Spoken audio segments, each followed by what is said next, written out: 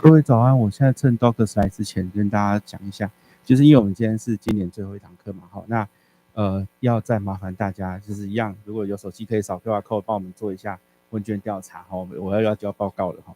好，那第二个就是今天是最后一天嘛，那我这边大家只要有来现场，我们就送一本这个我们刚印好的小笔记本，它这种是那种上拉式的小笔记本，然后蛮厚的。然后他们全部是空白的，对，然后就是送大家做个回馈这样子，好，感谢大家长年以来的支持，好，那就是看是下课之后在教室后面找我拿，好，这样比较不会，嘿，也可以啊，可以啊，好，好 ，OK， 好，谢谢。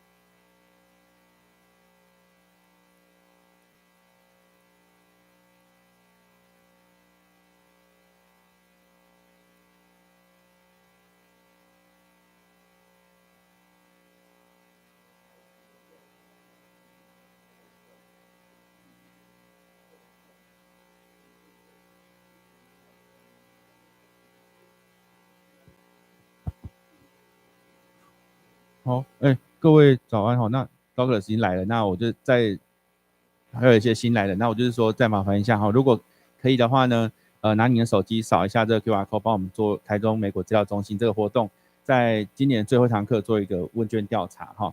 对，那今年我们尽量把要提供 email 啊，要写姓名的那个选项都拿掉了，我觉得那好麻烦，那我就直接让大家选择题，然后最后还是有一个小小的简答哈，就是大家平常除了我们这堂课之外，还用什么其他的方式来学英语？好，这个我们也是蛮想要了解一下，那我们再看看能不能再延伸一些活动的形式这样子。好，那我就把麦克风交给 Douglas。好，谢谢。Today is the last day of the year, huh? Yeah. Okay. Oh, okay. Oh, great. Thank you.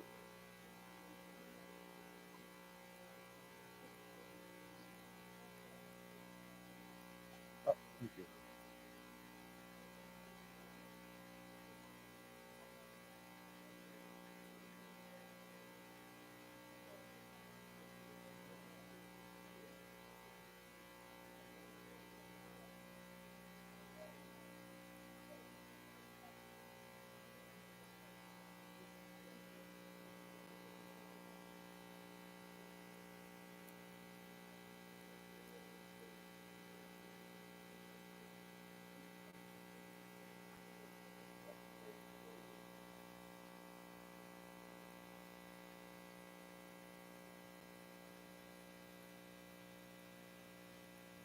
Okay, how's everyone today? Pretty good? If I look tired today, it's because I think over the last 2 days, I've gotten about 5 hours of sleep. Why? You know why? Because of that. World Cup. The games are all at 3 a.m. in the morning, 凌晨3点钟.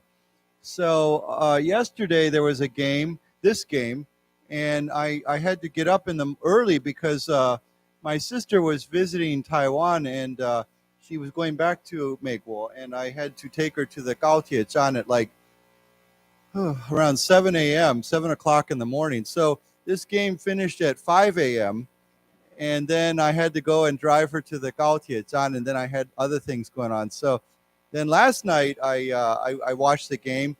The game ended at 5 a.m. I think I slept about 3 hours. So then I got up. So anyhow, it's a sacrifice, but it's fun, to watch this. I always think, well, this only comes around every 4 years, so I can lose some sleep for it.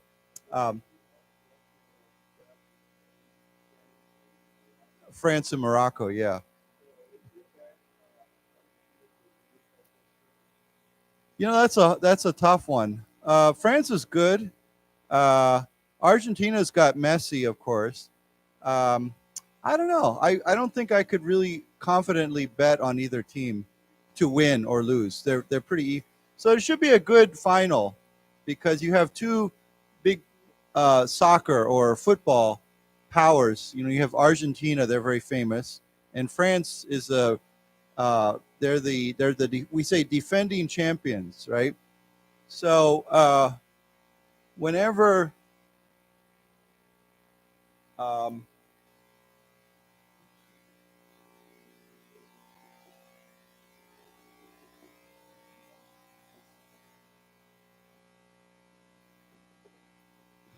okay, so whenever you say defending champion, it means that they were the champions the last time, and now they're defending their title. Yeah.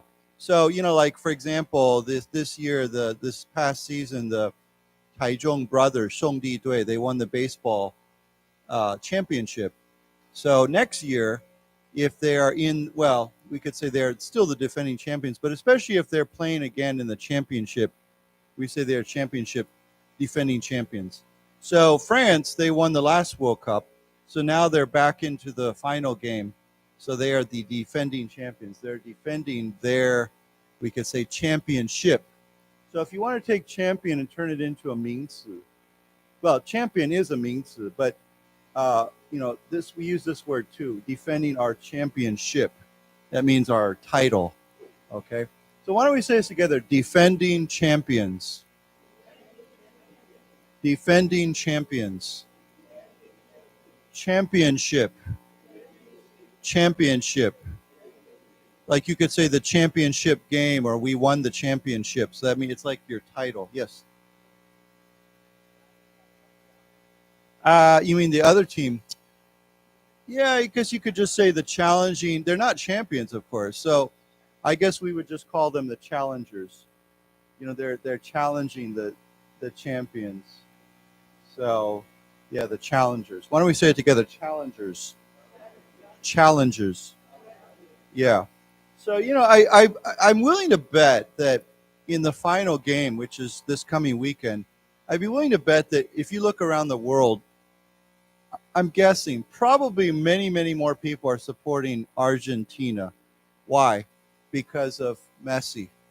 And you know, this is his last World Cup. He's 35 years old. And he's never won the World Cup during his many years in Zhuqiu. So, yeah, so I think a lot of people would like to see Argentina win simply because they want Messi to win his championship. I have many friends, though, including European friends from Germany and other countries. They told me, they said, I don't care who wins. I do not want France to win anything. So I think they just don't want France to win another championship. So they would support Argentina for that reason, too.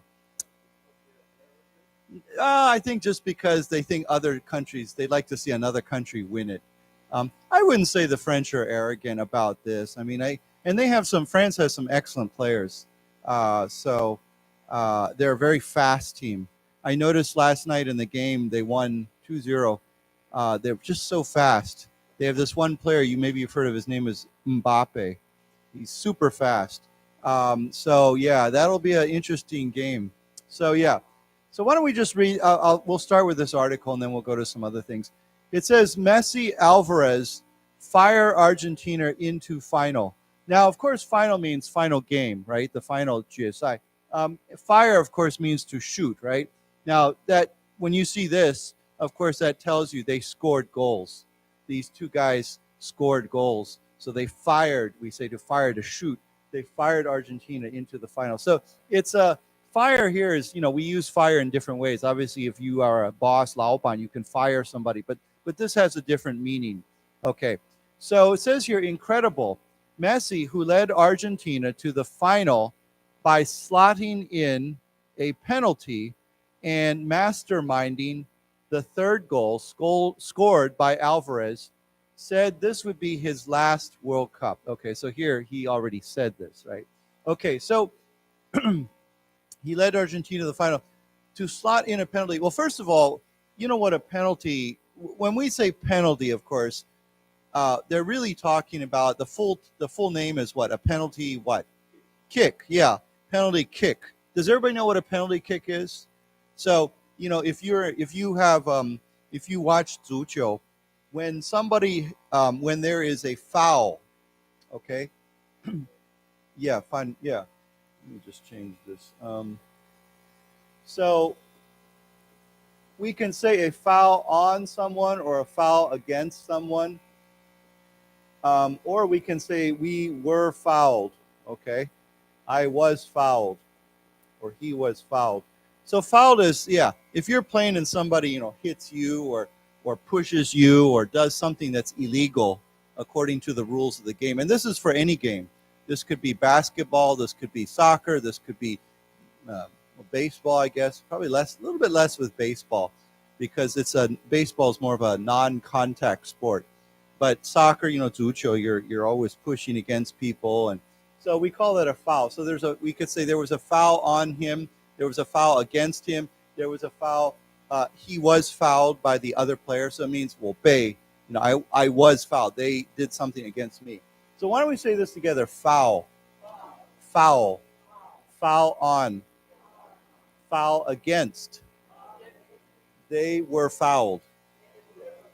Okay, so when you are fouled in soccer, 足球, you often, if the foul takes place inside the, you know, we say the box, right? Here's the 球门 here, right? And there's a box. If the foul takes place in the box, then you get a penalty kick. Yeah, I think it's 18 meters. I think it's 18 meters, or is it 12? I forget. But anyhow, it's this box that is around. You see the line. There's a line there. So if there's a foul inside that box, then you get a penalty kick. Okay.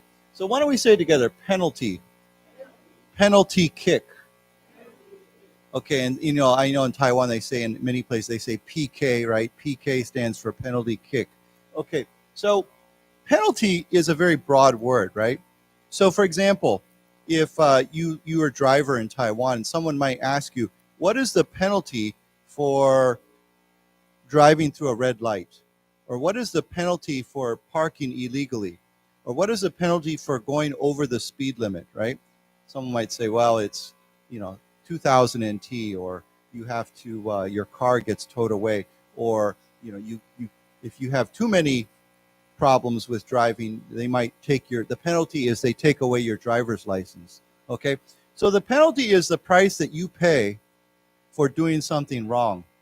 Maybe if there's a child, they disobeyed their parents. You could say, well, the penalty for disobeying your parents is you cannot go out next weekend. You have to stay home.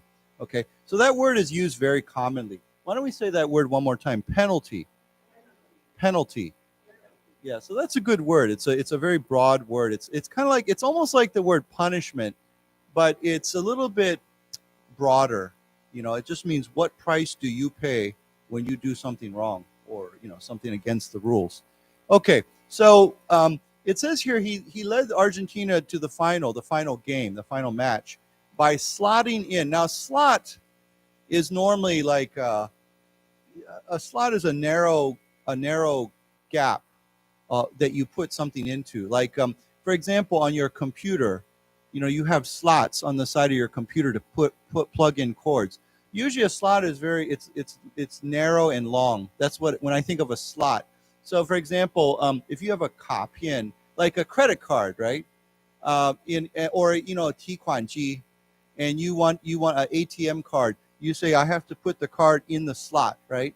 There's a long, narrow slot that you put the card into. Okay, so here though, when you slot in a kick, it turns into a 动词. That means that probably he put the kick into a narrow space, right? Kind of into a narrow space. He slotted the goal in. So then they turn this word into a 动词. Okay, so why don't we say it together? Slot. Slot. Slotting. Okay, so he slotted in, or we could say he scored on a penalty kick, and masterminding the third goal scored by Alvarez. So this is another player. He scored the third goal. But this is a good word. Mastermind as a 名词, as a noun. What does that mean, a mastermind? Yeah. What? Yeah, like a plot, or I think even a better word, scheme or strategy. Okay, so manipulate is a broader word. It means just to change, to do something, to make someone do something you want. So I guess manipulation could be a strategy, could be a way of doing something, but these are better words. A scheme, of course, is like a plan. I mean, of course, the most basic word is a plan, right? But a scheme is like a plan, a scheme. I have a scheme to make lots of money.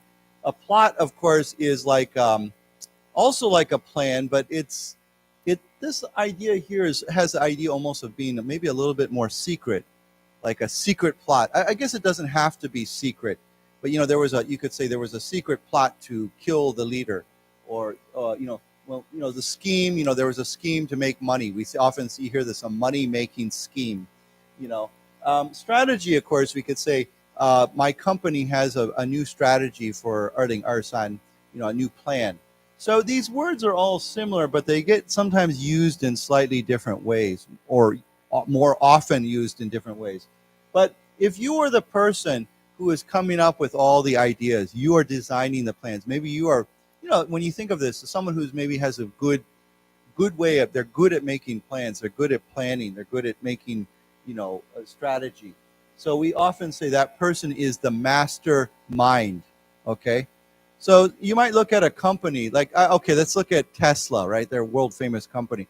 Someone would say, wow, Tesla seems like a very successful company. Why? And then people might say, oh, well, Elon Musk, he is the mastermind behind Tesla. Or, Stephen Jobs was the mastermind behind Apple's success. So it means the person who is like the top, he's the master, he's the top guy, and he's like the one who's guiding them. He's he has the big plan. Everybody understand that? So here, mastermind turns into a 动词. So you can say masterminding the third goal. It means that he created the third goal. He planned it. He made it happen. Now, of course, Alvarez scored the goal, but Messi made the plan. He had the plan. Right. We can say he set it up, right? He set up the goal. Now, in soccer and Zucho, we often say to assist the goal. He set up the goal. He assisted the goal. He masterminded the goal. Okay, so those are all good words. So why don't we just go through these words here? Plan, scheme. Of course, this has a K sound. So scheme, plot, strategy,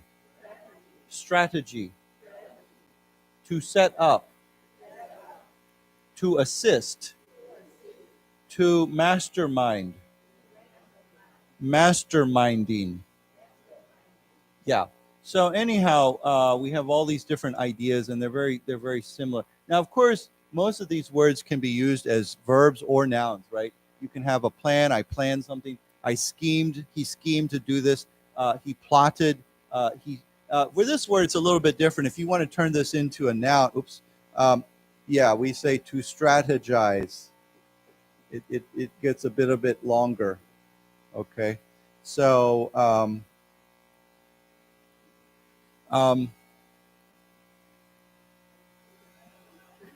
yeah. Oh, there we are. Okay, so why don't we say this word? It's a little bit longer. To strategize. To strategize. Yeah. So anyhow, these are all good words to know. A master what? Minder? That's less common. I don't hear that very often. Usually he's a mastermind or he masterminded something. So yeah, I don't really hear masterminder so much. I mean, I assume it would just mean the same thing. It would be a noun to describe somebody. But I think just mastermind is a better word. Yeah. Okay, so let's go on and read this article. It says an inspired Lionel Messi on Tuesday scored from the penalty spot, and Julian Alvarez struck twice as Argentina beat Croatia 3-0 to reach their second FIFA World Cup final in 8 years. Okay, now what does inspired mean? If you say he is inspired, what does that mean? Yeah, someone is inspired. We say they have lots of inspiration, right? It means something is giving you lots of creative or energy. It's like a kind of energy almost, right? So when we talk about inspire, we say he is an inspired poet or inspired composer, musical composer or musician, right? Often we talk about people who are creative, 很创意的. We say they are very inspired. Or you can say they were inspired by something. We're all inspired by things, right? Maybe you watch a really deep movie, or you listen to some music and it inspires you. It gives you certain feelings, usually positive feelings that you want to go do something or create something. So Messi was inspired. He felt inspired. Maybe he was I don't know what inspired him. Maybe, being in the World Cup, of course, is we say inspirational, right? As a 形容词. Or you could say he was inspired by the crowd, or he was inspired by whatever. I mean, so let me just write that word down, because as a 动词, this word gets used a lot too. We say something is inspirational. So we could say that inspirational music or inspirational movie. Okay, why don't we say inspirational? Inspirational. Inspired. Inspired. Okay. Yeah, I'm sure you are inspired by many things. Maybe it's someone who's famous. Okay. The other night I watched a great movie. Just by chance, I was actually watching World Cup, and it was halftime, and I was kind of bored, and I turned on another TV channel, and there was a movie, a fairly recent movie. It came out 3 years ago, on the life of J.R.R. Tolkien. You know Tolkien? You know who Tolkien is? He wrote Lord of the Rings and The Hobbit. Does he have a Chinese name? Oh, is that his name? Yeah.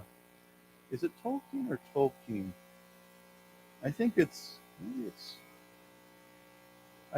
IE, right? Yeah. Anyhow, there was a movie on his life, or his younger life, like his childhood, and as a student, how he became who he is. I thought it was a very inspirational movie, just to see, his mother raised him and his brother, and then his mother died, and then they were on their own, and it was a very inspiring movie. Yeah.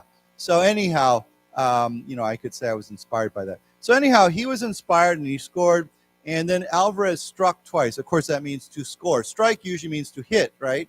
But here we say to strike, to struck. 过去式. But these words like to fire or to strike, you notice they all have that kind of force behind them. And we use those words often in sports. When someone scores, they struck, they fired, these things. Okay, so Argentina beat Croatia. Now, Croatia, of course, this word is pronounced not with a T, but with a sh sound, right? Croatia. Why don't we say together, Croatia? Croatia. Yeah, to reach their second World Cup. Okay, let's read this then. An inspired Lionel Messi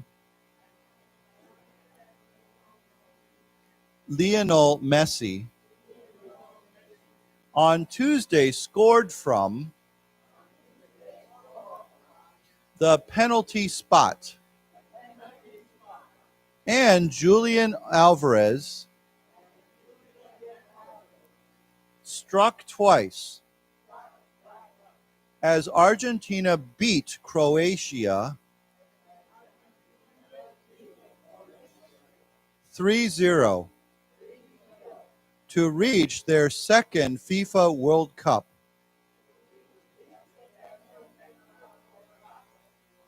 Final in 8 years. Right. Now, final, of course, means the final game. Now, they just sometimes, instead of saying final game, we just say the final. We are playing in the final. This is a very common way of saying it. Just like we might say there's a semifinal, right, or a quarterfinal. There's different kinds, but there's one kind of just a final game. So, yeah.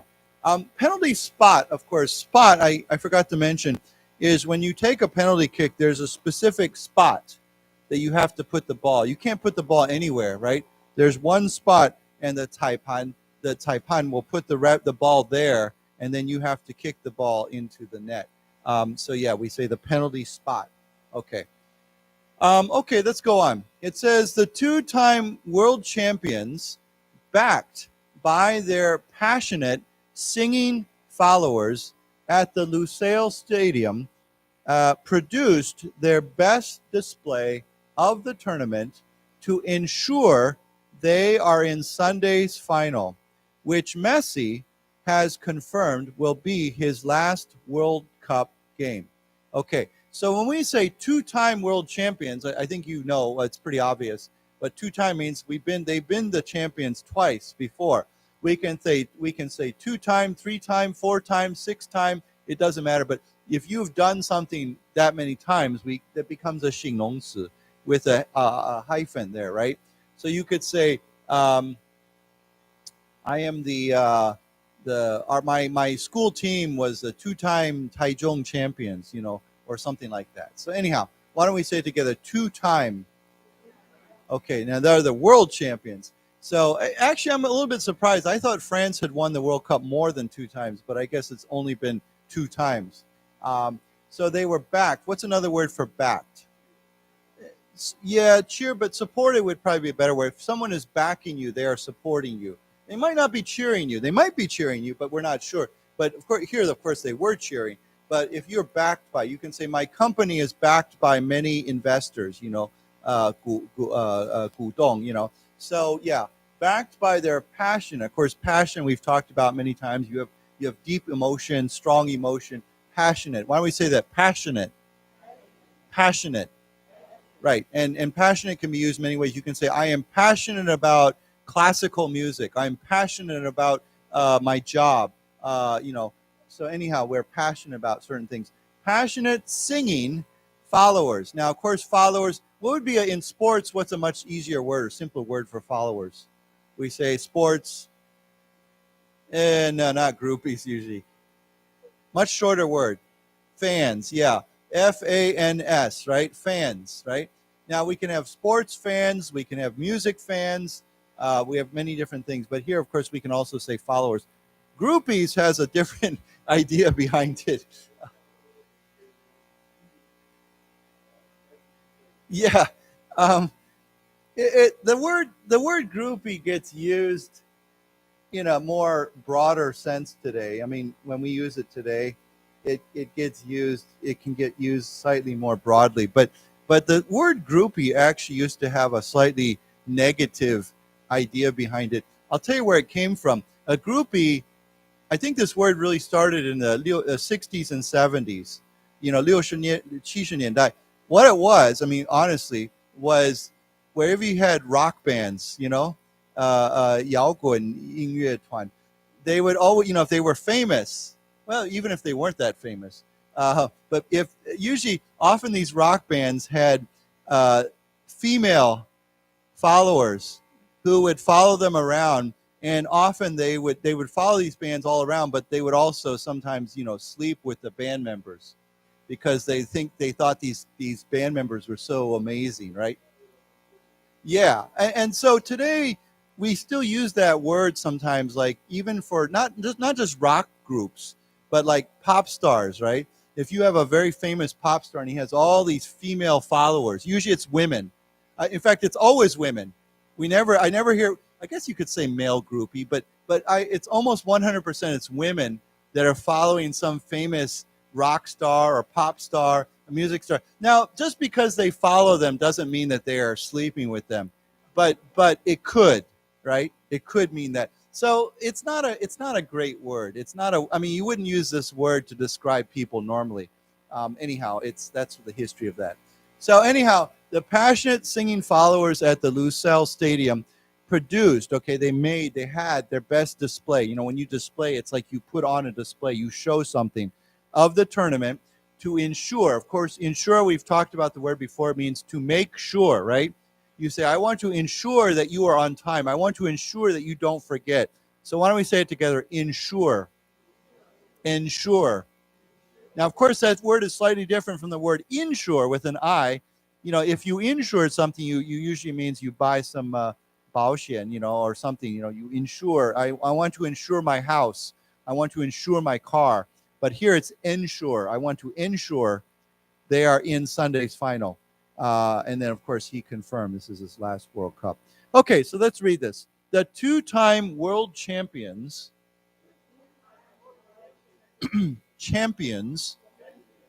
backed by their passionate singing followers at the Lucelle Stadium produced their best display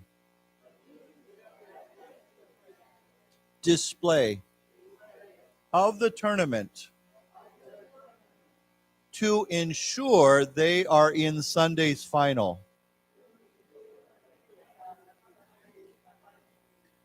which Messi has confirmed will be his last World Cup game. Right. Okay. Now, I think you already know this, but I'll just remind you. Tournament, of course, just means 大比赛, right? It's not a game. It's a 大比赛. There's many games in a tournament. The short way to say tournament sometimes is Tourney. Tourney. So Tourney. Okay, a tourney. There, tourney, a tournament. I mean, obviously tournament is a more common word, but if you see the word tourney, that's the same meaning. Okay. So yeah, there's many, many, many tournaments. Yes.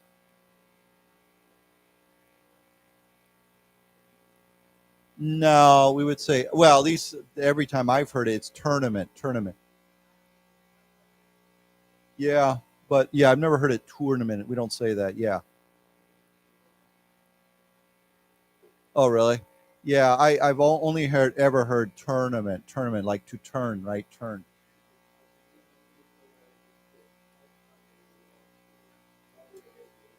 But you know, that's the fun thing about sports, right? And this World Cup has been a great example, is that you never can be 100% sure. Maybe one team is having a very good day and another team's having a very bad day. Maybe one team is very lucky and the other team is unlucky, right? So you never know. And if you look at this tournament, look who got kicked out. Germany, they lost in the first round. You know, they didn't go through to the second round. Spain actually went through, but I think the best example is Japan, right? Japan beat Germany, Japan beat Spain. They were not expected to do that, right? So, and I will say Saudi Arabia played very, very well. I thought in this tournament, I thought a lot of the smaller countries did very well. You know, Saudi Arabia, Morocco, Croatia. Of course, Croatia is amazing. They were in the final last year, or 4 years ago. They played in the final against France 4 years ago. They went all the way. This country has 4 million people, 4 million people, and they go all the way to the final. So that's pretty amazing for a small country. And again, they did very well. So yeah, it's. I'm sure some people in Taiwan are like, why can't Taiwan be in the World Cup final? Yeah, I think there's many reasons for that, but maybe someday. Yeah. Okay, so let's go on. It says, I feel very happy to be able to achieve this, to finish my World Cup journey by playing my last game in a final, Messi told Argentine media outlet Diario Deportivo Olé. Yeah. So to achieve, of course, means to accomplish, right? To achieve something, to reach a goal. Okay, so yeah, I mean, it's great to play. He's true, right? He's right. To play your last World Cup game, and it's the final, not some other game. You know, another star that everybody compares Messi to, because they're right, they go up together, was Ronaldo, right? You know Ronaldo? Yeah, he plays for Portugal, Puraya. His name is very interesting. In Chinese, they call him Shilo. I don't know. I want to ask you that, is why is Ronaldo's Chinese name Shilo? What does Shilo mean? Is it Caesar or okay? Oh, Cristiano. So it's Shilo. Oh, it's Cristiano. Ah, I get it. Okay, okay. Yeah, because I kept saying, why isn't it? Why in Chinese? Why isn't it like Ronaldo or something? Like in Chinese, they say Messi, right? But yeah, okay. So that's a good to know. But yeah, you know, Ronaldo and Messi are, everyone compares them. They play. They obviously they don't play for the same team, but they've come up together. They actually, I think they might be. They're kind of like friends too. But Ronaldo. You know, unlike Messi, his Portugal went out. They left. They lost about 2 games ago or 1 game ago. So and Ronaldo didn't even start. He didn't start the game. He was sitting on the sidelines.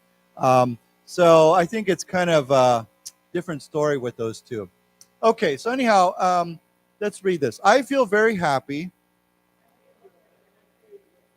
to be able to achieve this.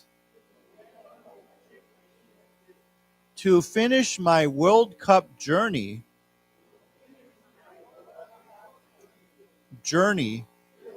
by playing my last game in a final. Messi told Argentine media outlet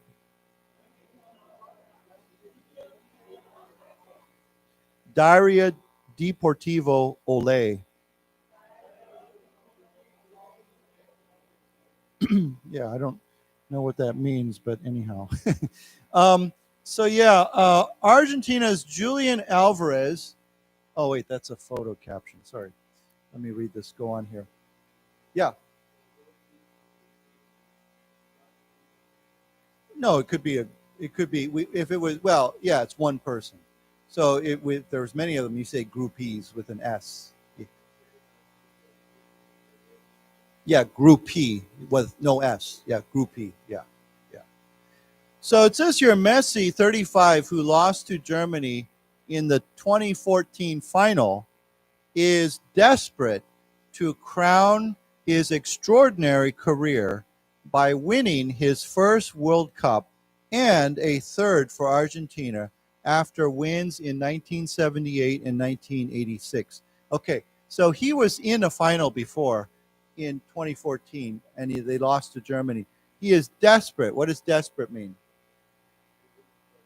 Well, you're not losing hope, but when you're desperate, it means you will do anything for that, right?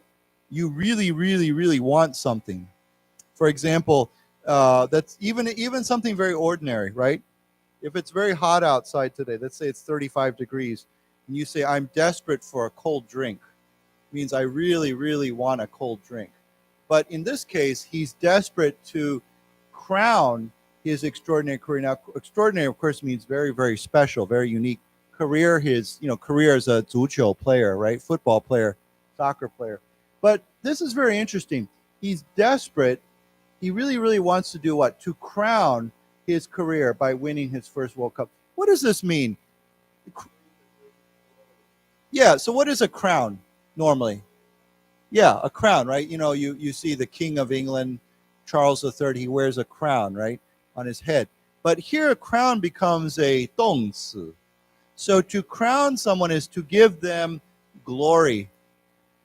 What does a crown do? A crown honors somebody, right? It gives them honor. But when I think of crowning as a 动词, I often think of glory. To give glory. Okay, I guess. Sorry, let me squeeze that in there. As a 动词, we could say to glorify. Okay, to give glory to somebody, to glorify somebody. So to crown somebody would to give them glory. So Messi's had this amazing career, right? As a soccer player. He's one of the most famous soccer players in the world. So to kind of to put the crown on means to bring the final glory or to the ultimate glory, the highest glory or an honor to his career, to his history as a soccer player would be to win the World Cup. Does everybody understand that? Okay, so let's read this together. Crown. Crown. Okay, he really, really wants this. Okay, let's read this word too. Extraordinary. Extraordinary. Right. It's a funny word, right? Because ordinary means 普遍, right? 普通的, right? But then extraordinary means really, really special. Okay, so extraordinary career. Okay, and Argentina has also won 2 World Cups. So it's very interesting. Either France or Argentina will go on and win their 3rd World Cup this weekend. Okay, one or the other. They both have won 2 times. Okay, so let's read this. Messi, 35, who lost to Germany in the 2014 final, is desperate to crown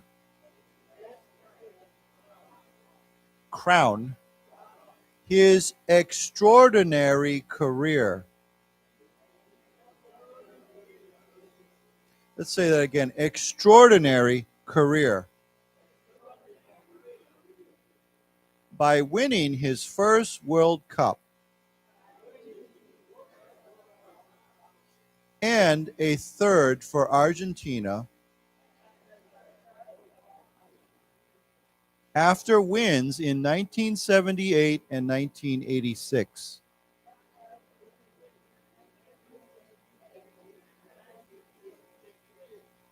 Right.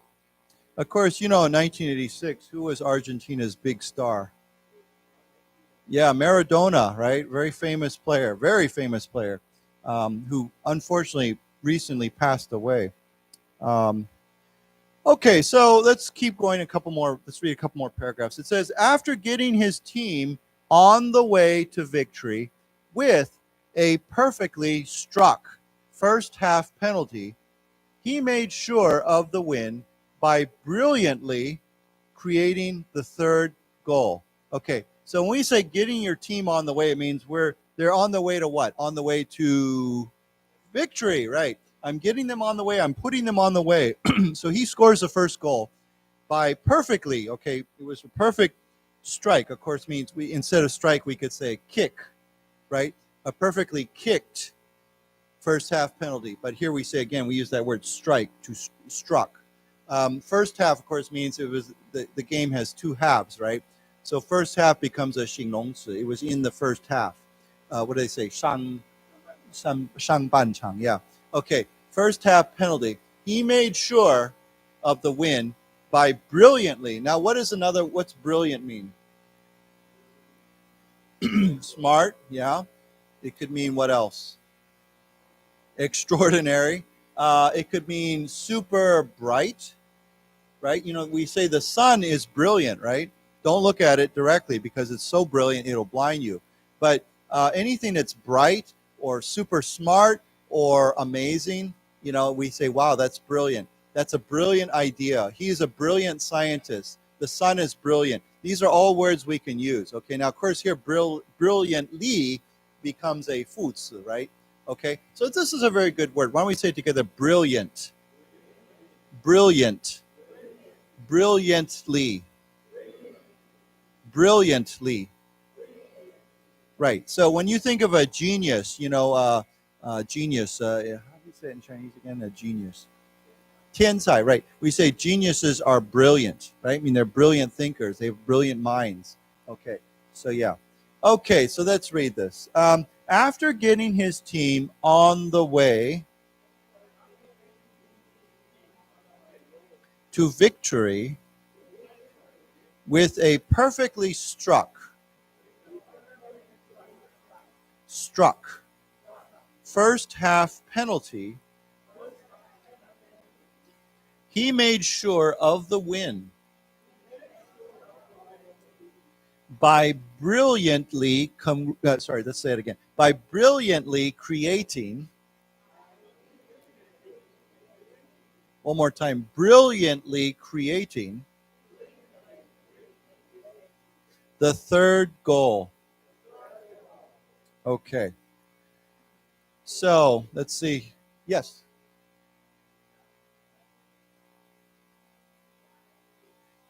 Well, strike. Well, struck is 过去式. It's the same word. So to strike, you can say I'm going to strike the ball, but you could say he struck the ball we say past tense. So it's the same word. Yeah. So the word, like she said, strike. Okay. Now, strike has two very different meanings. There's another meaning for strike is, what is that? 罢工, right? To stop working, right? They go on strike. But here, that's, of course, strike. Strike can also mean to hit. He struck the wall. He's going to strike that person. Yeah.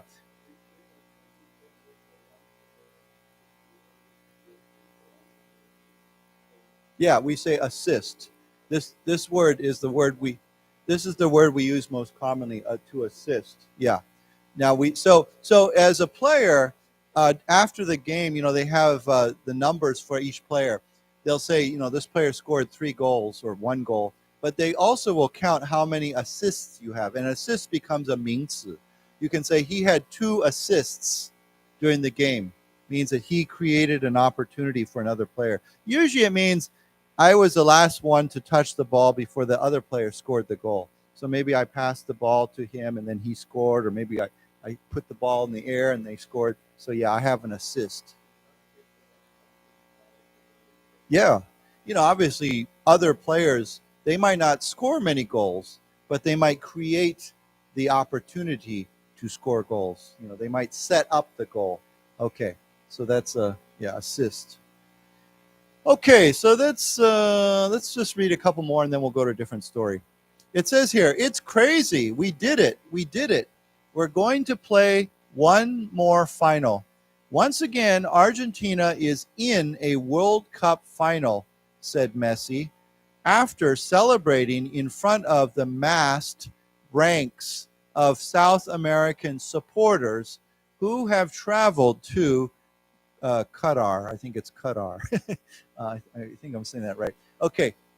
Yeah, I used to say Qatar, but I think it's Qatar. Yeah. Anyhow, so yeah, he's very excited. We did it. Okay, so he was celebrating in front of the massed ranks. Now, when we say a rank of people, what does that normally mean? Well, yeah, I mean, that's a very different word. Like, what's your rank, right?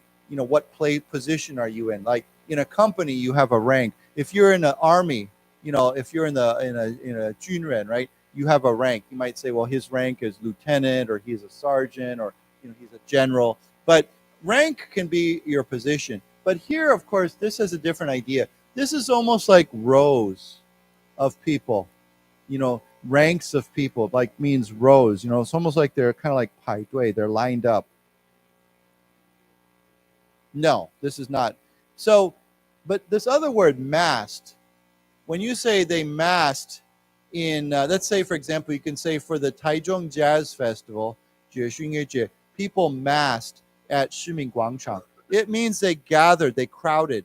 When you think of mass, you think of lots of people, a big crowd of people, a mass of people. So here, of course, this is a 形容词, massed ranks. It means a big, lots of lines of rows of people.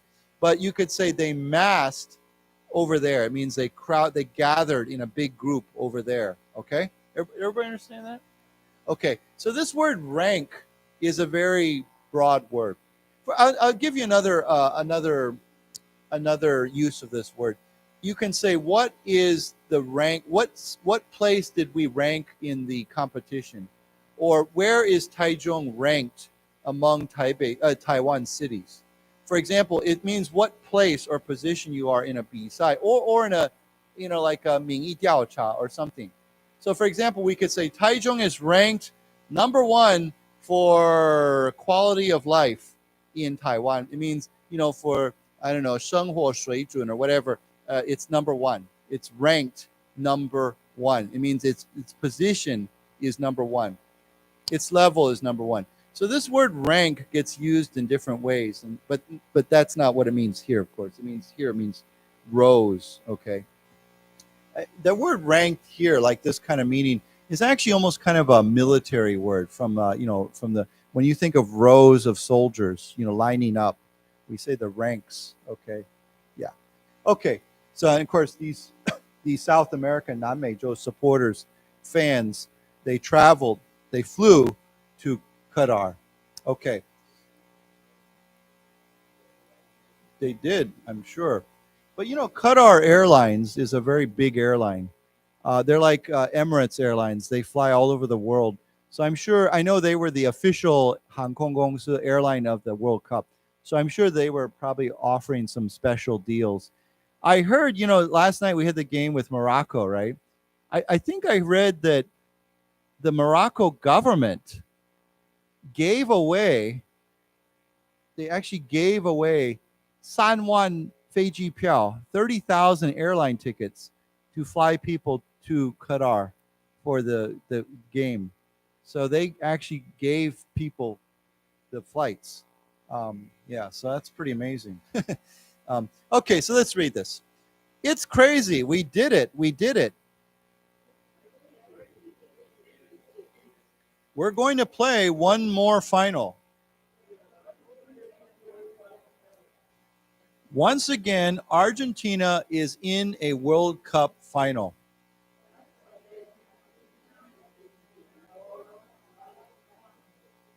Final, said Messi, after celebrating in front of the massed ranks of South American supporters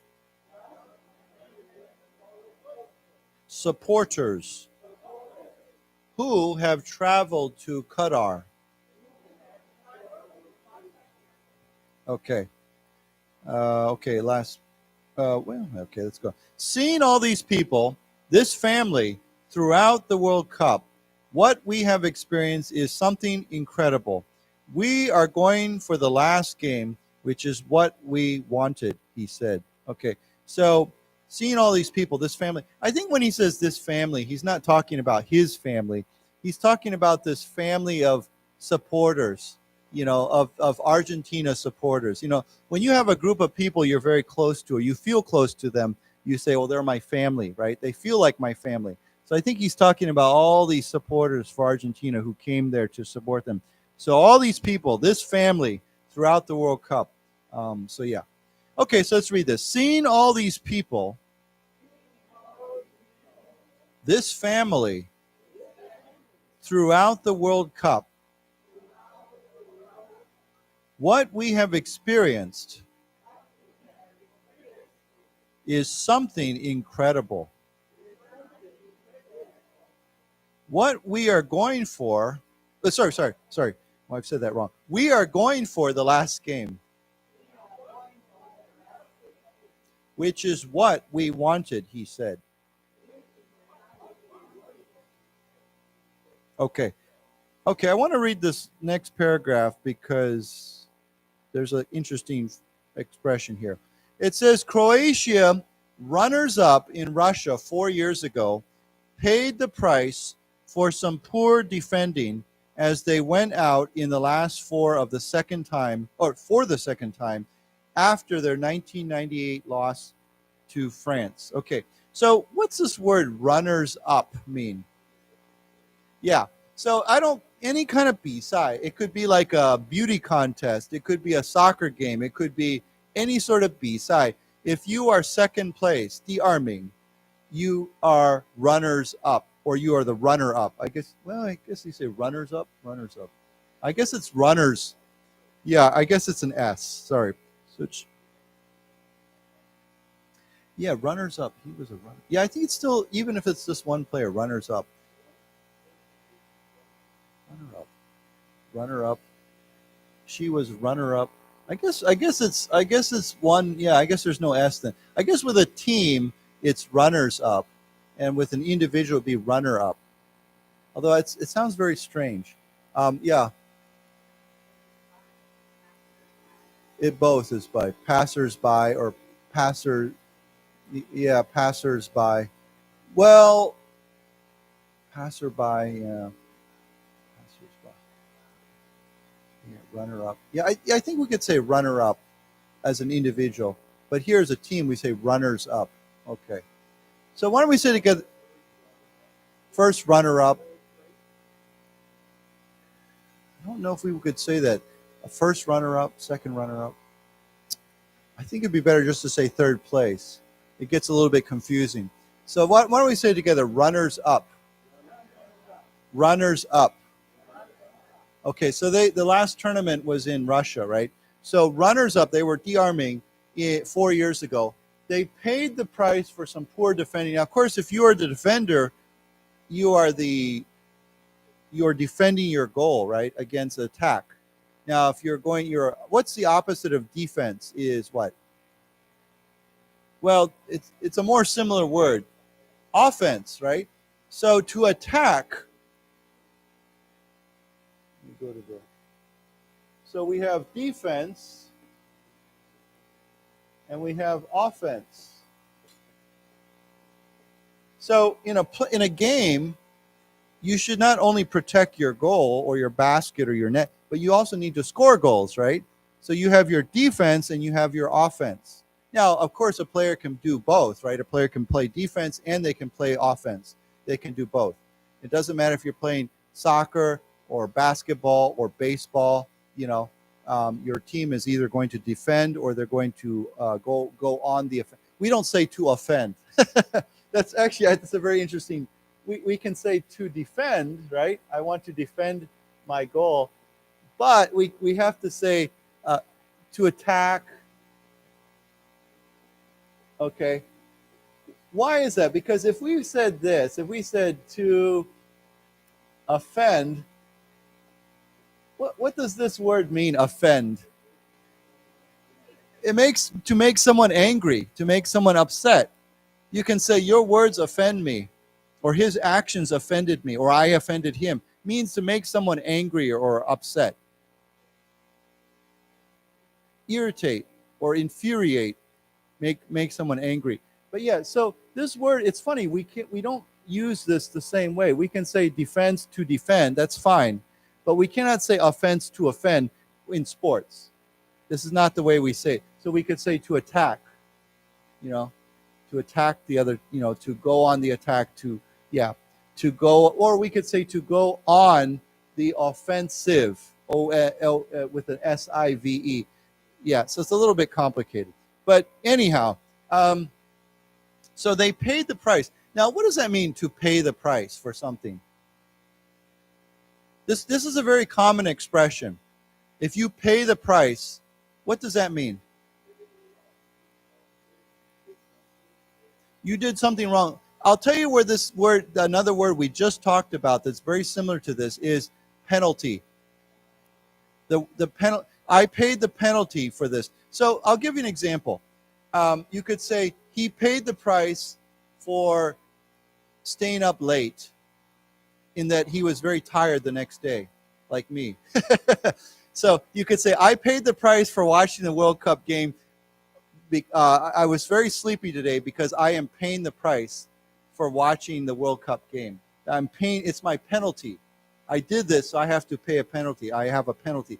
So you pay the price for many things, right? You could say, he did poorly on the test. He paid the price. His score was very low. He paid the price for not studying. He didn't study. So you pay the price for not studying. Here they paid the price for poor defending. They did not defend very well. Their defending was poor, is bad, is no good, or not so good. Okay, so this word pay the price is a very common expression. It means I paid the penalty. I have to pay the price. This happened because of something else. Does everybody understand that? Yeah. So it's almost like, you have to pay something, but of course this is not to really pay for something, but it's an expression. So they paid the price for some poor defending as they went out in the last four. Of course, last four means the last four teams in the tournament. They went out in the last four for the second time after their 1998 loss to France. Now, of course, in the 1998 front, they were in the final, not the semifinal. Okay, so let's read this. Croatia, runners-up in Russia,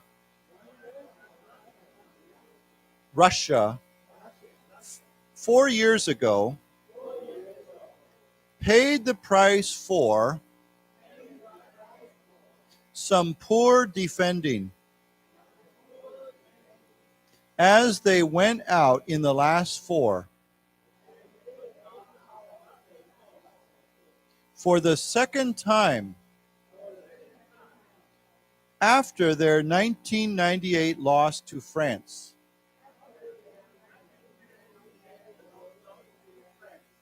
Okay, so yeah. Okay, that's I think we can go to a different story. But yeah, anyhow, have any of you been watching World Cup? Anyone?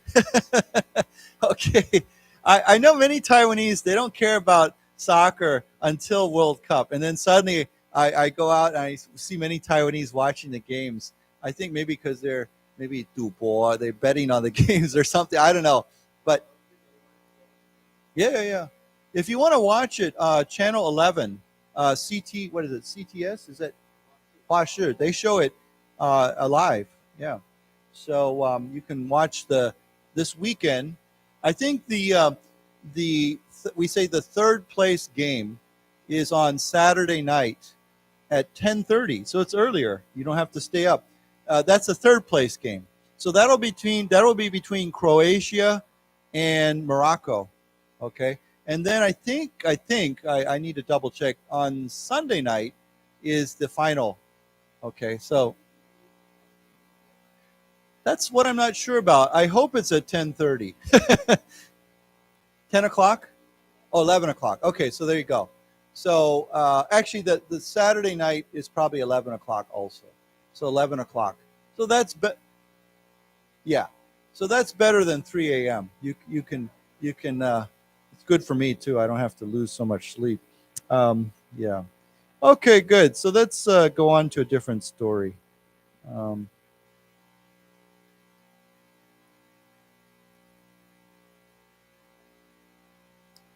Okay, so obviously, this is always the big story, especially with China right now, is COVID-19.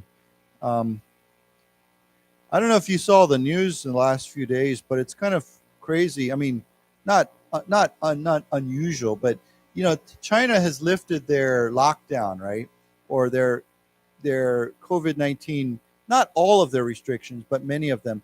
But even though they've done that, if you look at pictures of Beijing and many cities, empty, completely empty. Even it seems like almost worse than the lockdown, because people are now scared to go outside because the government is not giving any information, right? In Taiwan, the CECC is every day they say, okay, how many cases, how many people sick, everything.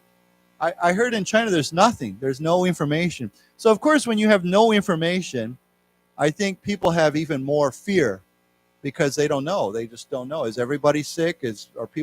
Everyone, who knows? 谁知道? So I think this is creating a very, very difficult situation.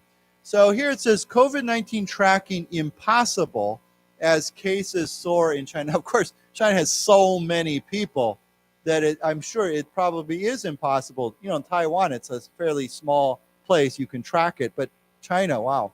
Okay, so we talked about this word before. We'll review. What does soar mean? Rise very quickly, right? We often use this word for birds. The eagle, lao ying, they soar in the sky, or the airplane soared into the sky. It means to rise into the air very quickly. So why don't we say together, soar, soar. Okay, so let's look at this. It says China's COVID-19 cases have become impossible to track, the country's top health body said yesterday, with officials warning that cases are rising rapidly in Beijing after the Chinese government abruptly abandoned its zero COVID-19 policy. Okay, so you remember last time we were talking about the Kangyi, the protests against this. So then the Chinese government abruptly, now what does abruptly mean? Suddenly. I think probably the closest word to abruptly is suddenly. Now, of course, this can be a 副词 or a 形容词. You can say abrupt stop, right? A sudden stop. Sudden, S-U-D-D-E-N, sudden, abrupt, abruptly, okay? And now if you could say, sometimes we can even describe somebody as being very abrupt. It means when they talk, they don't use many words. They just use very short sentences. Okay, so why don't we say together abrupt, abrupt, abruptly, abruptly. Yeah, so basically it means like 突然, abruptly abandon. Now, abandon, of course, means what?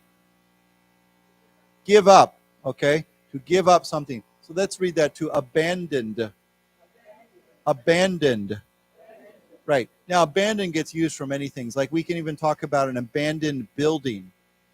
If there's a building that's empty and nobody lives there and no one's doing anything, it's just empty and probably falling apart, we say that building is abandoned. But, we can talk about an abandoned dog, stray dog. Somebody left that dog there. They let it go. They just let it run. So it was abandoned by its owner. Or an abandoned car. Sometimes you see an old car and seems like somebody, they just left it there. It was abandoned. But we can abandon our plans, our ideas, here the government abandoned its plan, its policy, its 政策. Okay? So they abruptly abandoned their zero COVID-19 policy. What? Self-abandon?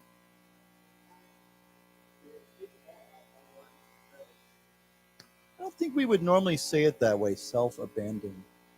We could say self-exiled, you could say, but that's more of a physical, like you remove yourself from a place. You go to another country. Yeah.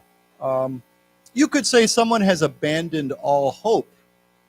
希望. It means they gave up all hope. They no longer have any hope. 没有希望, right? So to abandon help. I guess you could use self-abandon sometimes, but it doesn't seem like a very common expression. Yeah. Okay, so let's read this together. China's COVID-19 cases have become impossible to track. The country's top health body said yesterday.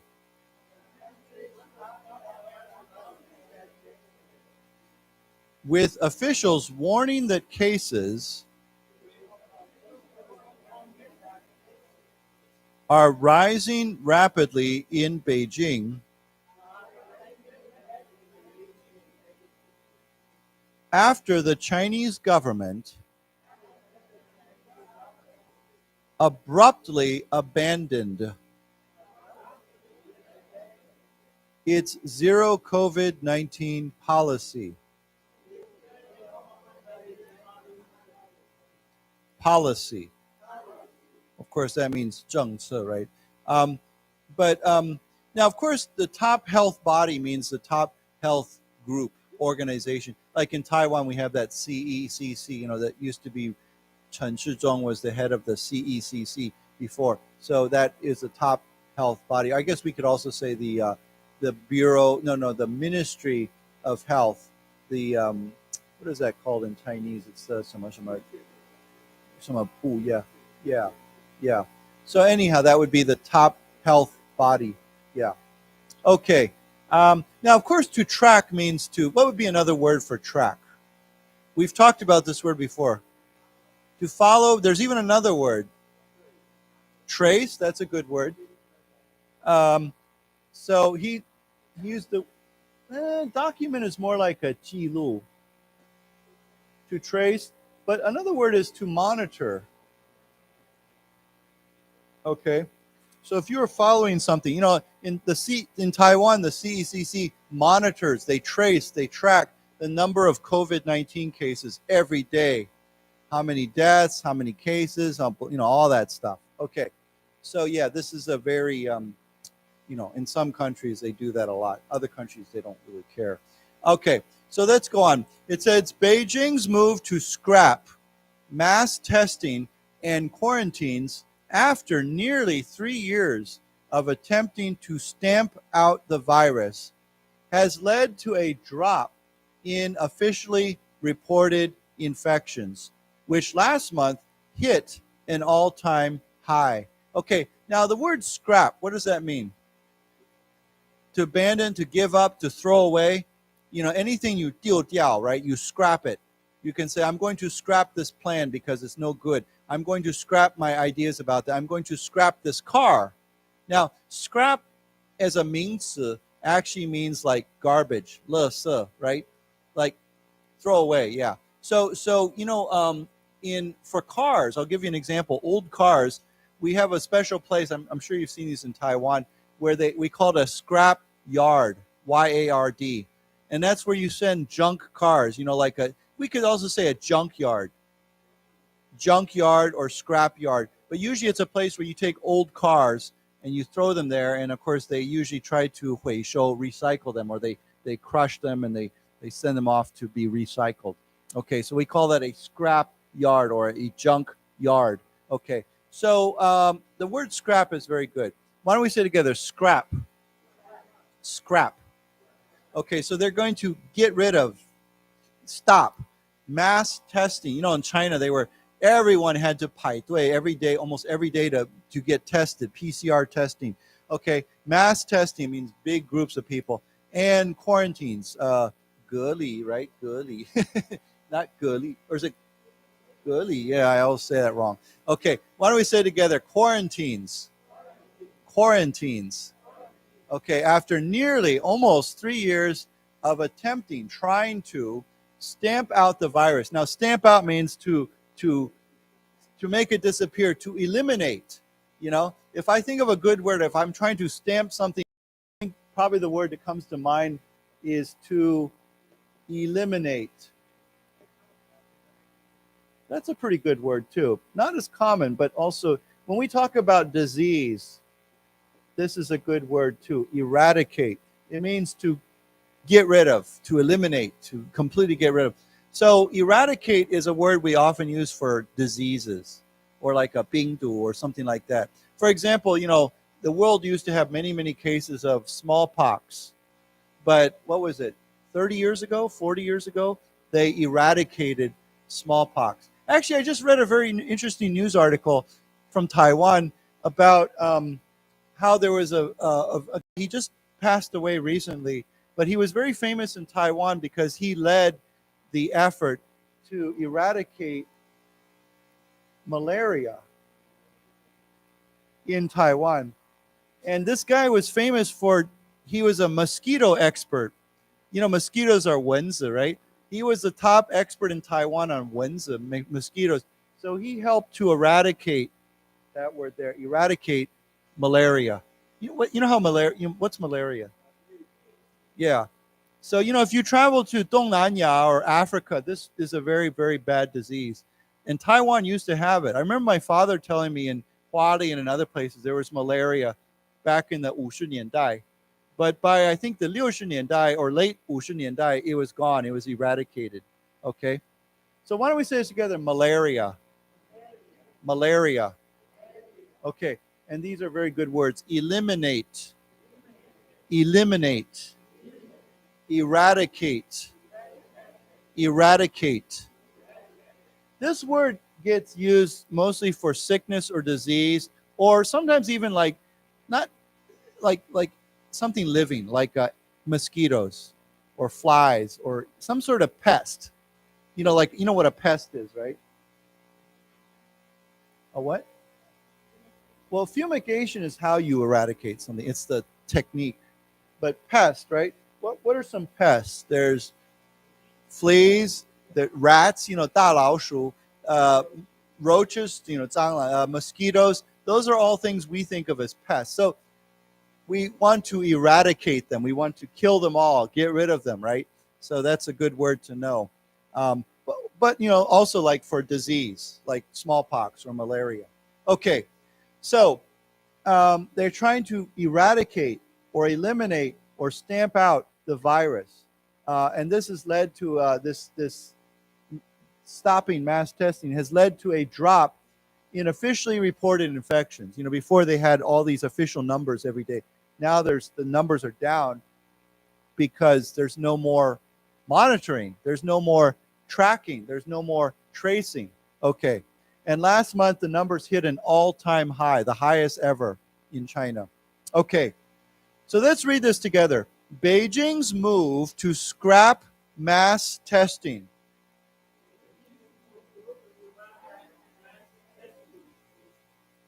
Mass testing and quarantines after nearly 3 years of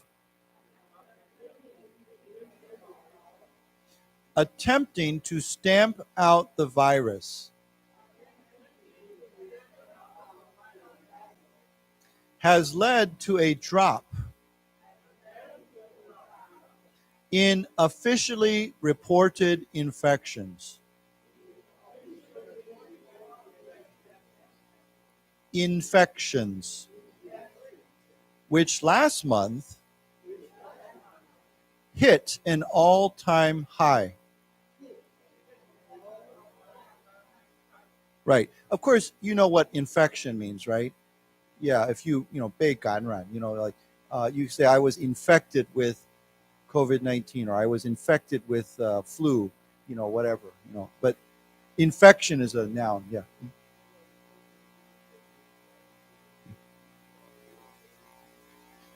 I think it depends what time of the year it is. Like every year there's dengue fever, right? Dengue, right? So if it's dengue fever time and there's especially if you're in Nanbu, South Taiwan, yeah, maybe you should be more concerned. But if it's just in Taichung and any normal time, I don't care if I get bitten by a mosquito. It's usually it's just mafan, right? It gets itchy. Yeah. But if you were in Thailand or in Ini or Africa and you got bitten by a mosquito, I would be concerned. I'd be like, okay, I need to be careful. Wear insect repellent. We call that, the word we can call it bug spray, but the common word is insect.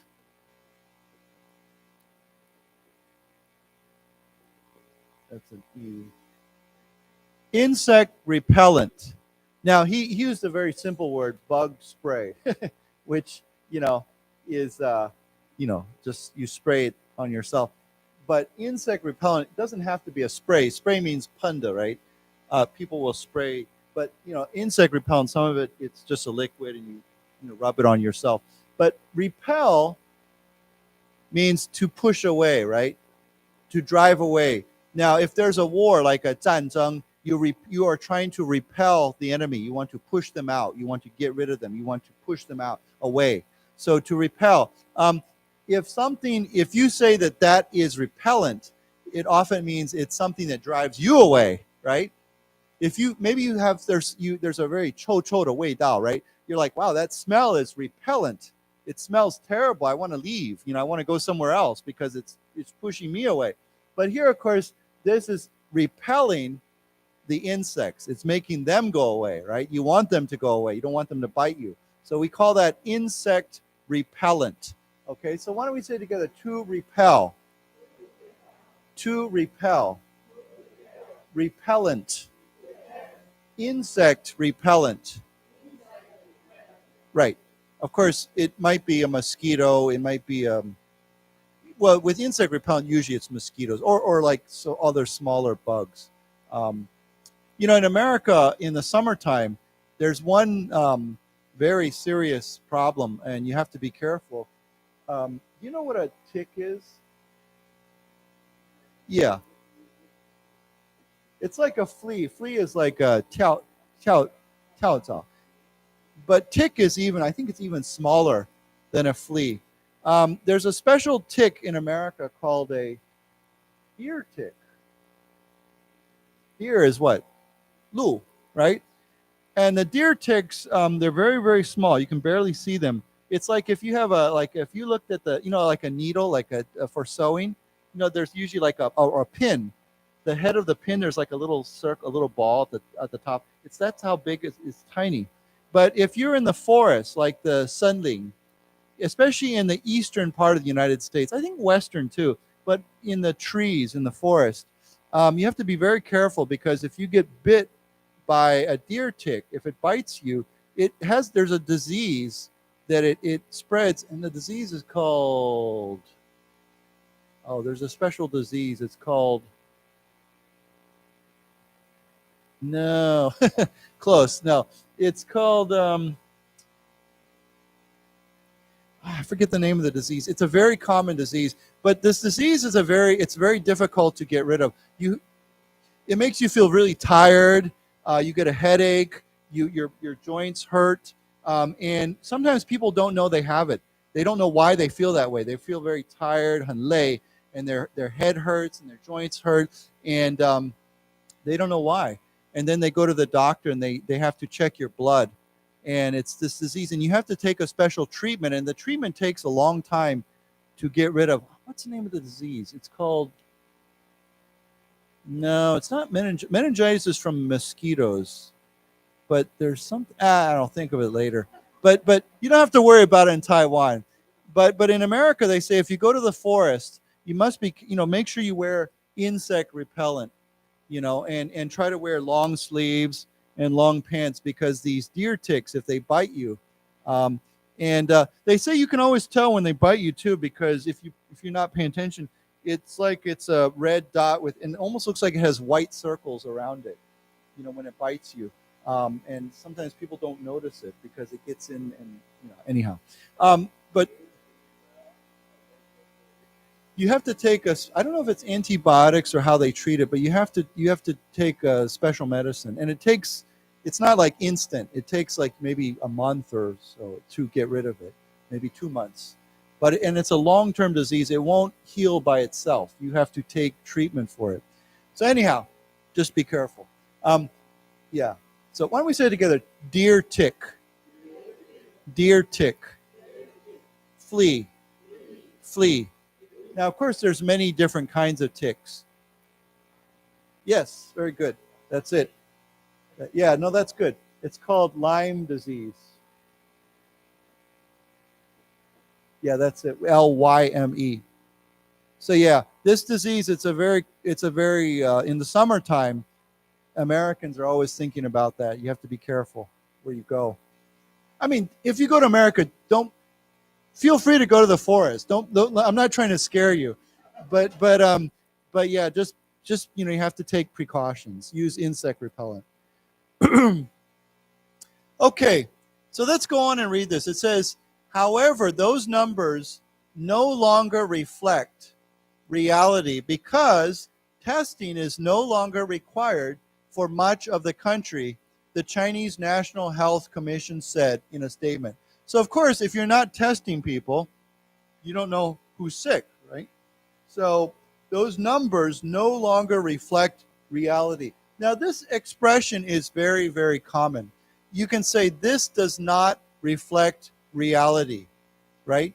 So let's say, for example, the government puts out a report and you read the report and you're like, no, this isn't true, or this isn't accurate, or this isn't really what I'm living through, right? You can say this does not reflect reality. Reflect means what? What does reflect mean? To show, right? To demonstrate. So you can say his thinking, his 他的想法, his thinking does not reflect reality. It's not, that's really not what's happening in real life. So that's a very good expression. Why don't we say together, reflect reality. Reflect reality. Of course, it could reflect. You could say this does reflect or it does not reflect reality. Okay, so let's read this. However, those numbers no longer reflect reality. Reality. Because testing is no longer required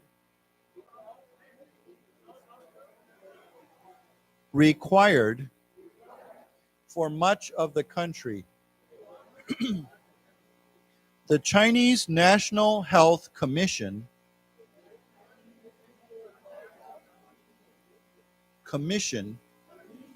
said in a statement. Okay, that's a photo caption.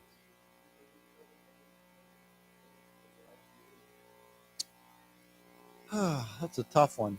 I think the zero COVID policy is not sustainable. It's not something they can do. The big problem is the Chinese government created a bigger problem. And the bigger problem is most countries had lockdowns and they went through all this, regulate these restrictions, 限制. But there was a reason for it, right? The reason was they do it so that they have more time to vaccinate people, go, 打针, right?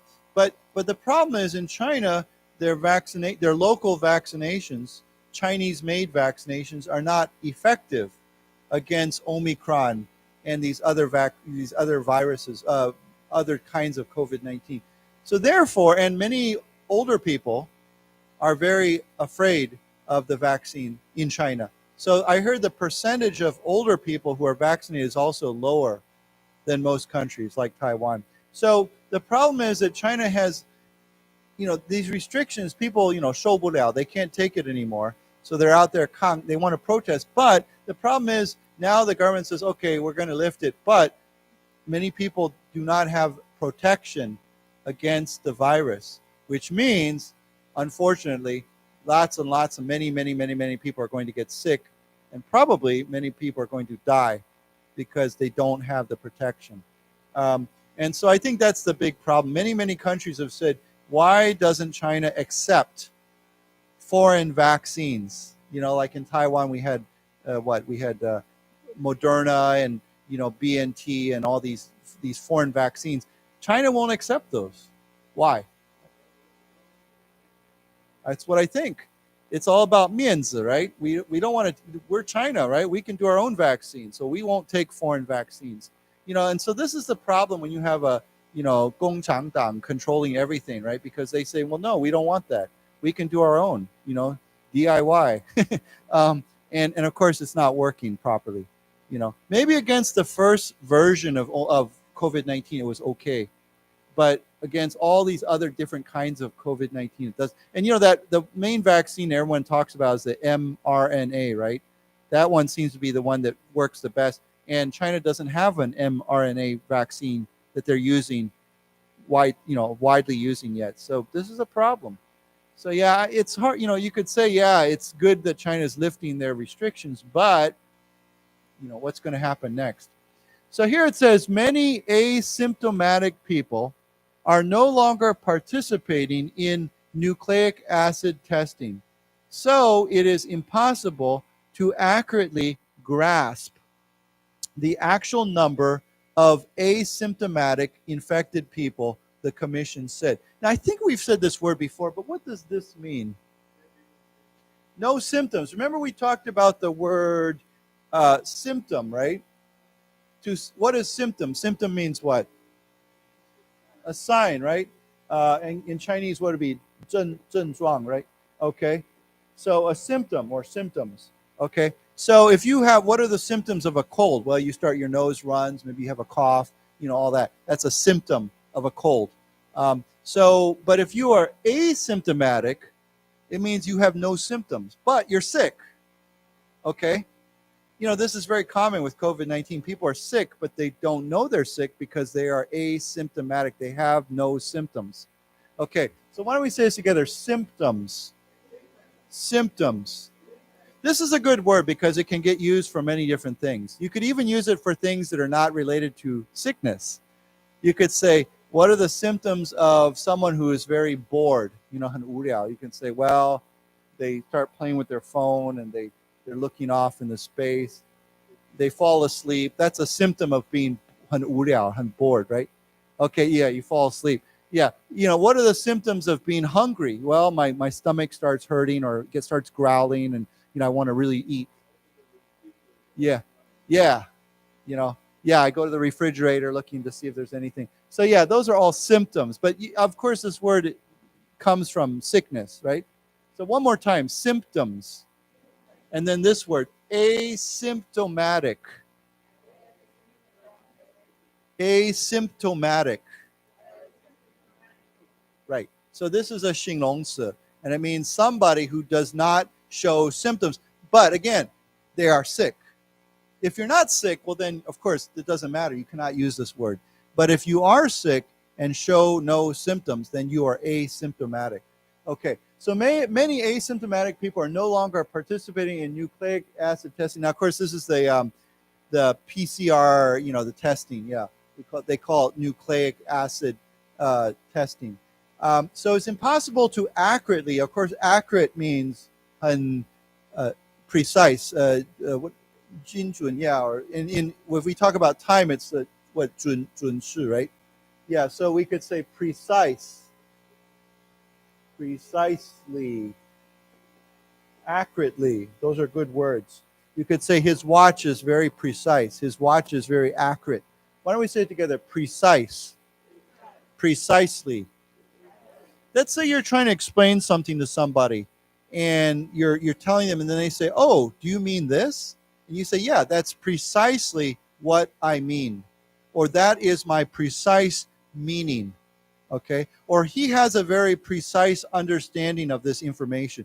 It means he has a very accurate understanding of that information. So this is a good word. One more time, precise, precisely, accurate, accurately. So here it's impossible to accurately or precisely grasp the actual number. Now, grasp normally, what's the original meaning of grasp? To hold. But here, it means to understand. Like, for example, how well do you grasp this information?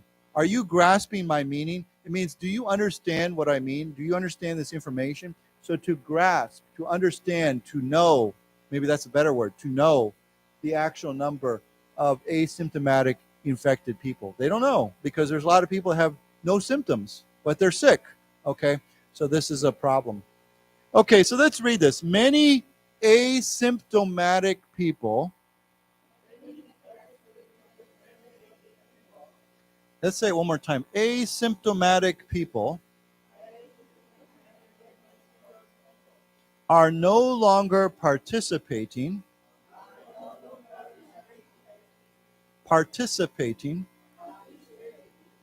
in nucleic acid testing. So it is impossible to accurately grasp, one more time, accurately grasp the actual number of asymptomatic infected people.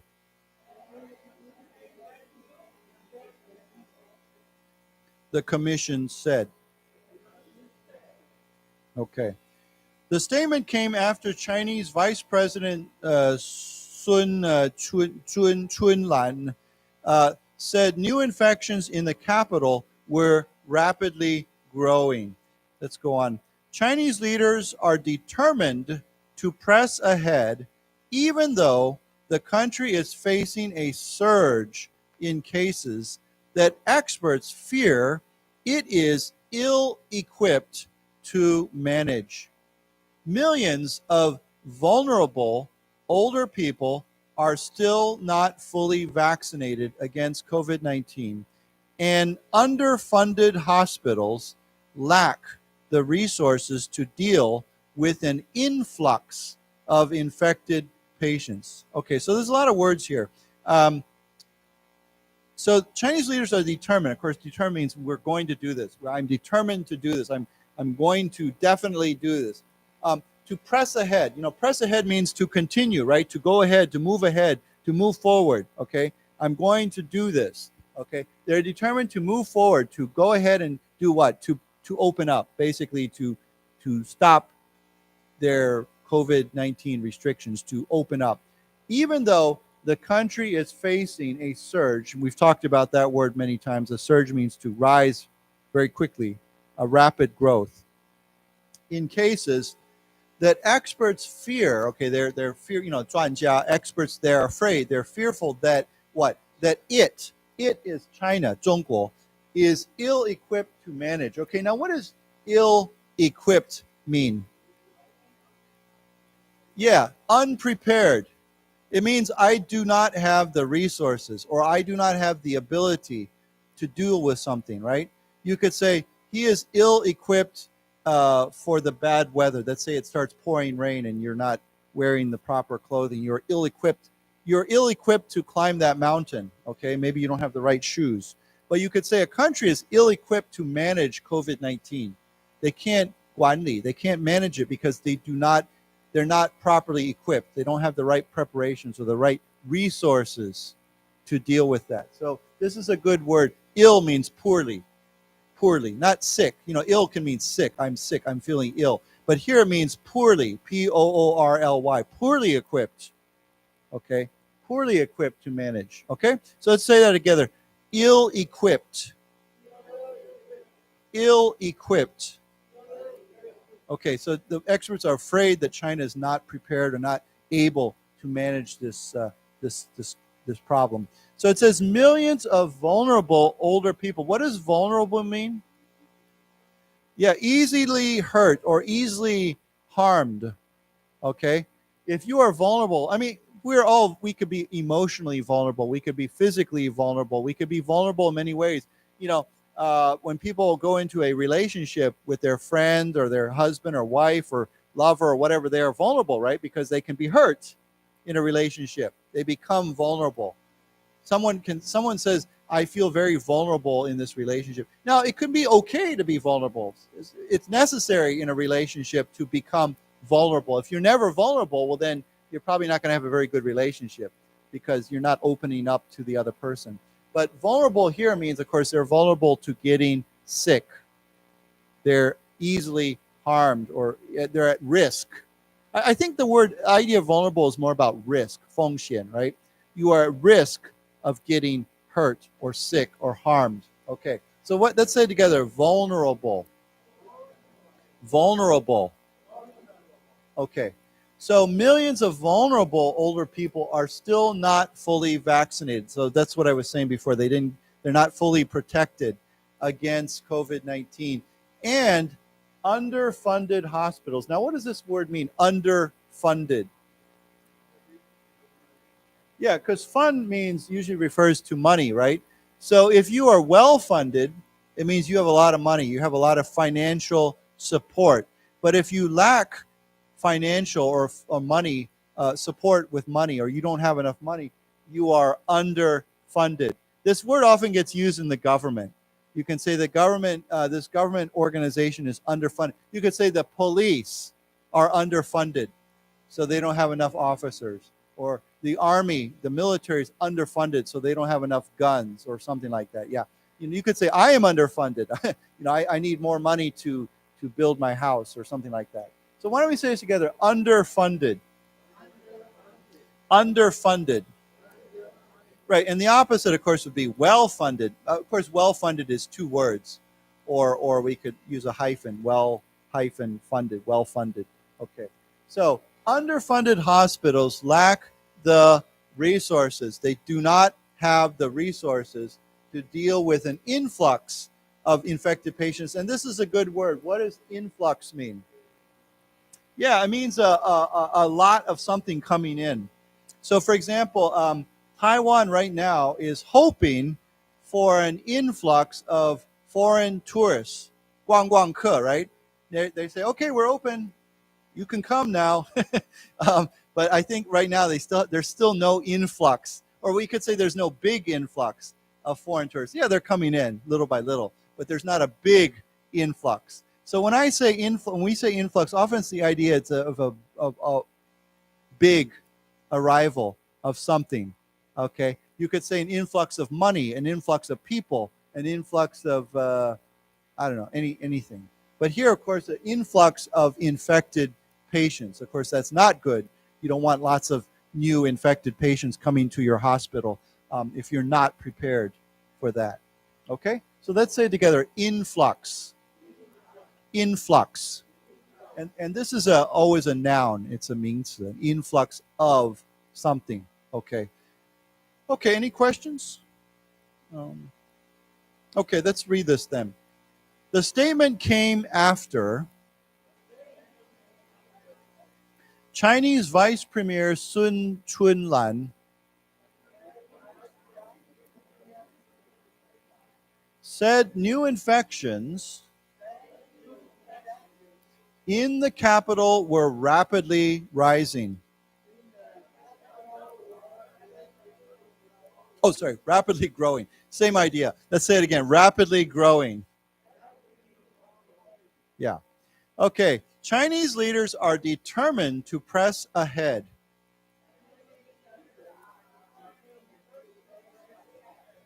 Press ahead. Even though the country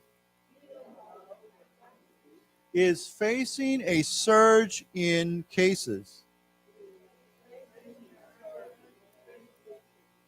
that experts fear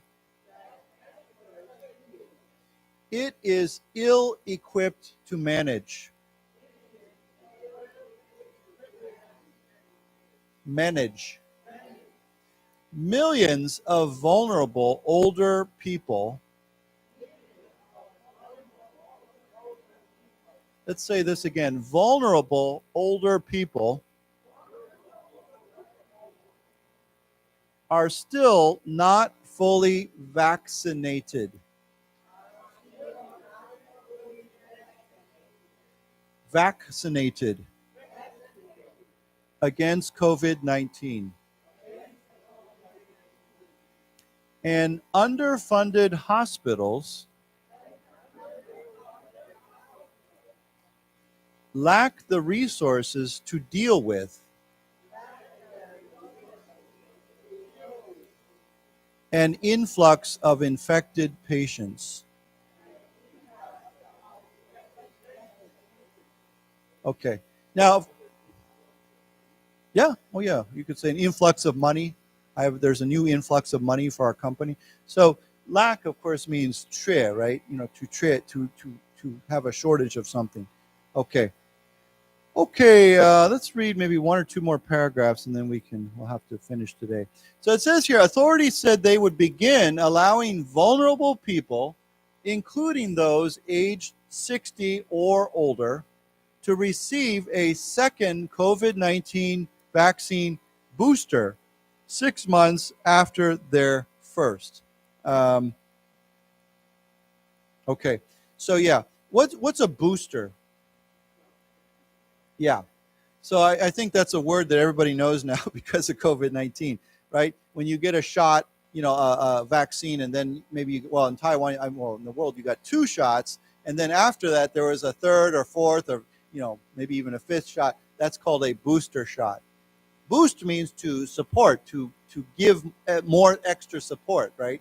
So if you boost something, you boost, like you say, I drink coffee in the afternoon to boost my energy.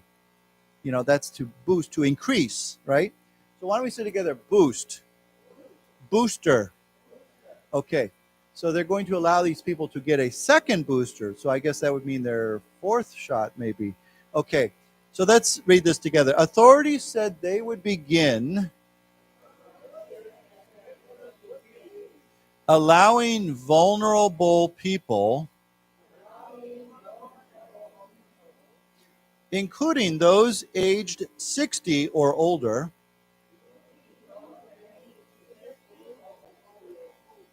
to receive a second COVID-19 vaccine booster 6 months after their first. Okay. So then it says, a line of about 50 people stretched out the door of a fever clinic in Beijing yesterday, with multiple residents saying they were infected with COVID-19. Okay, I'll just read this and then we'll finish with this. Basically, if we are lining up here, we are all infected. We would not come here if we weren't, one person waiting in line said. I'm here with a senior member of my family. He's had a fever for nearly 10 days in a row now, so we are coming to do a checkup on him. So, wow, I mean, these people probably should be at home, right? But instead they're all lined up and they say they're all sick, okay? And they're at it says here, a fever clinic. Now that's a little bit, I know there's clinic like a 诊所, right? But this, I guess, is a special clinic just for people with 发烧. I don't know if there's a thing like that in Taiwan, but usually not. We have clinics for other things. But yeah, fever clinic with many people saying they're infected. Okay. Yeah, okay. So let's read this. A line of about 50 people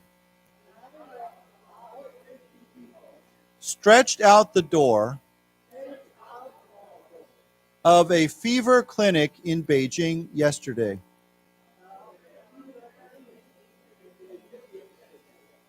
With multiple residents saying they were infected with COVID-19.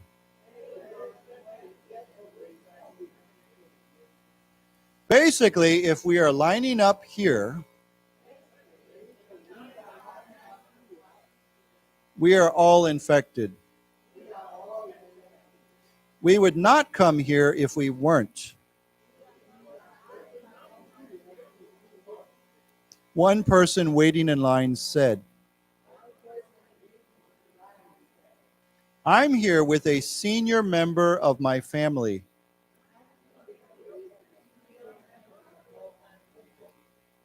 He's had a fever for nearly 10 days. In a row now. So we are coming to do a checkup on him.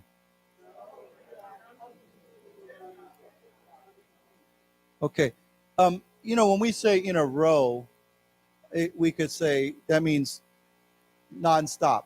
The word we often use for in a row is we could say for 10 consecutive days.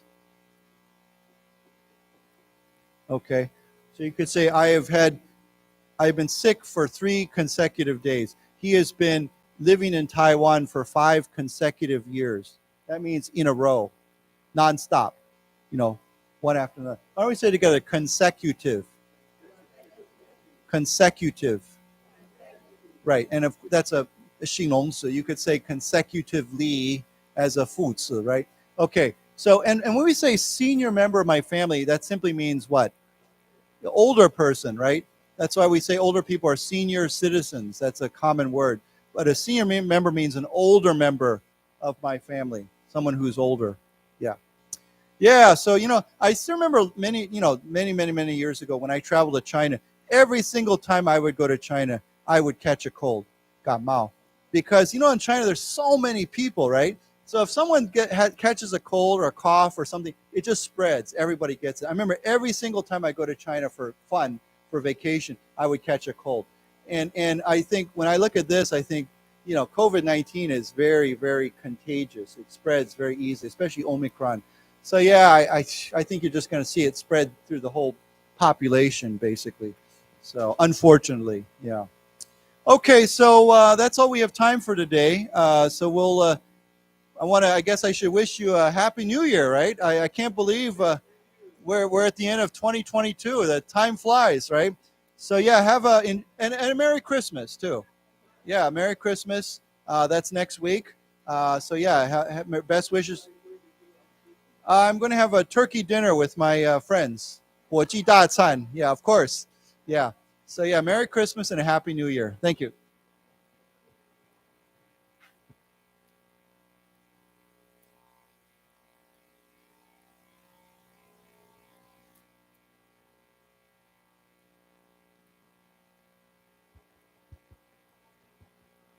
喂，在场今天有来的哈，那个还没有拿我们小笔记本的，大家可以去拿一本，在后面那个纸箱子里面。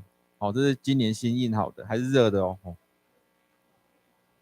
然后如果可以的话，哈，记得帮我们做一下问卷哈。今年最后一堂课我们做个问卷，谢谢。